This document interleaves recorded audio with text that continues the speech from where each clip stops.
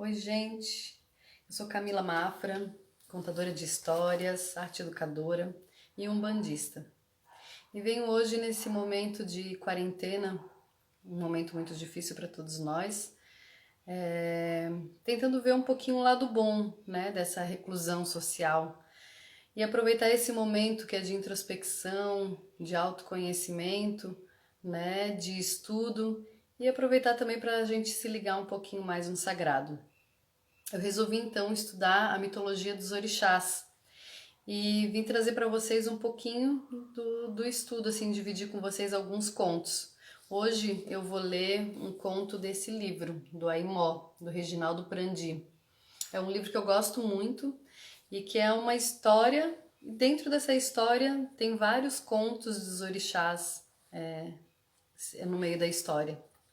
É muito legal. Então hoje eu vou contar para vocês um conto de Oxalá. Onissa ure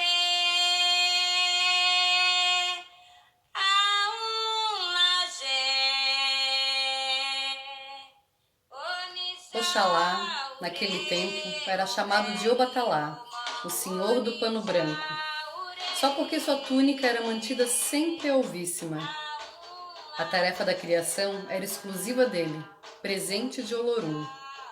Mas antes de qualquer ação, ele deveria fazer oferendas a Exu, porque sem a participação de Exu, nada acontece. O movimento e a mudança são competências exclusivas dele.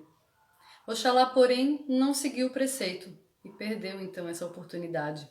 O mundo acabou sendo criado por seu irmão Oduduá, que roubou o saco da criação dado por Olorum a Oxalá, fez a Exu as oferendas recomendadas e criou assim o mundo. Oxalá havia se embriagado de vinho de palma, que extraiu do dendezeiro e bebeu em grande quantidade para aplacar a sede provocada por Exu, entre outras atribulações, porque Exu se sentia indevidamente negligenciado. Bêbado, Oxalá caiu num sono profundo, e nessas condições Oxalá foi passado para trás por Oduduá. Por causa disso, Olorum determinou que Oxalá nunca mais comesse ou bebesse nada que fosse produto do dendezeiro. Tudo que leva azeite de dendê ou vinho de palma é tabu, euó, para Oxalá e seus filhos. Mas Oxalá era o predileto de Olorum e teve então uma outra chance. Oxalá foi encarregado de criar o homem e a mulher, que ainda não existiam no mundo feito por Oduduá.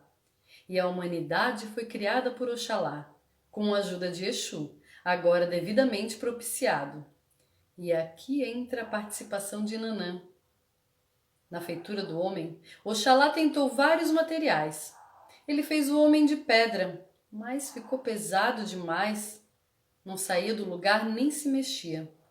Fez o homem de madeira, mas seus movimentos ficaram meio desengonçados. Fez o homem de água, mas ele escorria pelos vãos dos dedos. Fez de ar, que é a matéria do próprio Oxalá, mas o vento dispersava o homem ao menor sopro. Desanimado, Oxalá contou seus infortúnios para Nanã, a mais velha dos orixás, de grande sabedoria, que mora no fundo da lagoa, onde a mistura de terra e água dão forma ao seu corpo. Nanã se dispôs a emprestar a matéria de seu próprio corpo para que Oxalá fizesse a criatura humana. Que Oxalá fizesse os homens e as mulheres de lama, bem amassada, bem socada, daria um barro de primeira, matéria-prima macia, consistente e fácil de moldar. Depois, era só tirar o corpo de dentro d'água, a terra transformada em carne no ventre da mãe. E assim, o homem foi criado com a ajuda de Nanã, depois de muitas oferendas ao Senhor do Movimento, é claro. Infelizmente, Oxalá se esqueceu de fazer a cabeça para o ser humano, onde ele pudesse tecer seus pensamentos, cultivar suas lembranças e guardar as linhas do seu destino. O ser humano foi feito sem ori, sem cabeça, sem tudo aquilo que tem dentro da cabeça, melhor dizendo, no miolo. Ajalá, outro irmão de Oxalá, veio em seu socorro e passou a produzir boas cabeças de barro, que ele cozinhava no forno de sua olaria.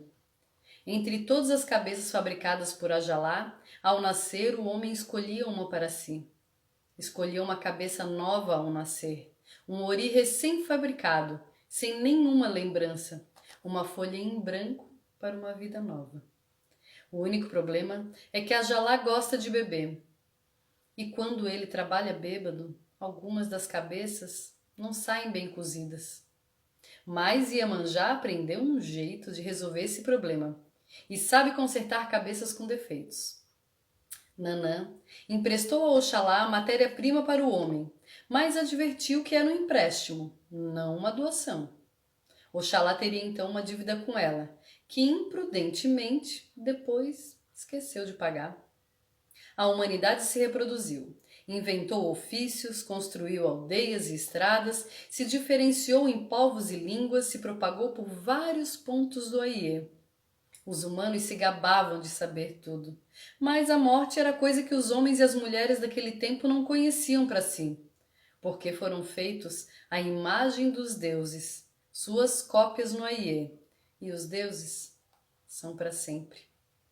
Desde o começo, o homem sabia que existia um jogo de obrigação e deveres de um lado para o outro. Os orixás ajudavam os homens e as mulheres a enfrentar as dificuldades da existência, mas cabia aos humanos honrar e alimentar os orixás. Então, os homens fizeram suas ciências, construíram suas riquezas, produziram suas artes e perderam a humildade. Se achavam tão importantes quanto os orixás, não precisavam mais deles. Romperam o acordo de reciprocidade. A humanidade abandonou os deuses, e os deuses padeceram de fome e de esquecimento. O que estaria de errado com a criatura de Oxalá? Oxalá foi então consultar o Babalaô para saber como agir. O Babalaô disse que a rebelião dos humanos tinha algo a ver com a matéria-prima da sua constituição. Oxalá lembrou-se então da dívida com Nanã, foi à procura dela e ela lhe cobrou o cumprimento do antigo pacto. Ela emprestara sim a lama para a feitura do homem, mas era apenas um empréstimo. E o que era emprestado tinha que ser devolvido. Então, Oxalá criou a morte. E com esse ato resolveu dois problemas. O homem perdeu a imortalidade, para que a carne de seu corpo fosse devolvida a Nanã, retornando à terra de onde tinha saído. E tendo perdido a imortalidade, o homem perdeu também a arrogância. Se descobriu inferior aos deuses imortais e restabeleceu o pacto de ajuda mútua.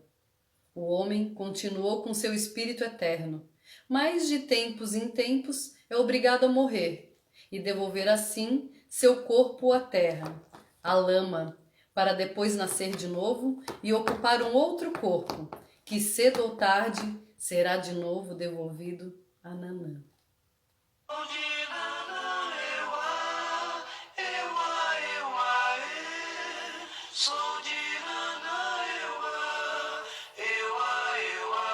Espero que vocês tenham gostado desse nosso conto. Amanhã eu volto com mais um conto para que a gente possa estudar junto e conhecer assim a linda mitologia dos nossos orixás. Axé a todos!